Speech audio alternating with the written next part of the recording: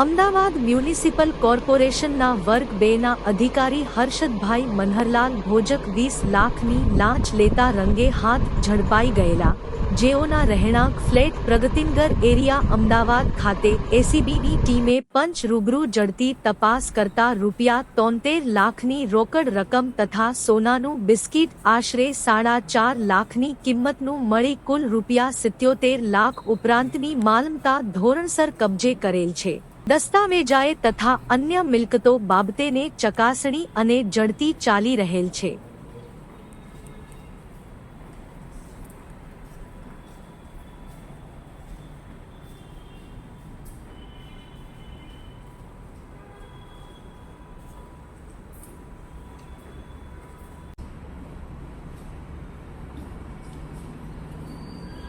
સદર ગુનાની તપાસના કામે બંને આરોપીઓને તારીખ 08/2024ના રોજ અટક કરી નામદાર સેશન્સ કોર્ટમાં રજૂ કરતા સરકારી વકીલશ્રીની ધારદાર દલીલોને તથા તપાસ કરનાર અધિકારીશ્રીની રજૂઆત ધ્યાને લઈ નામદાર સેશન્સ કોર્ટ અમદાવાદ દ્વારા બંને આરોપીઓના રિમાન્ડ મંજૂર કરવામાં આવેલ છે.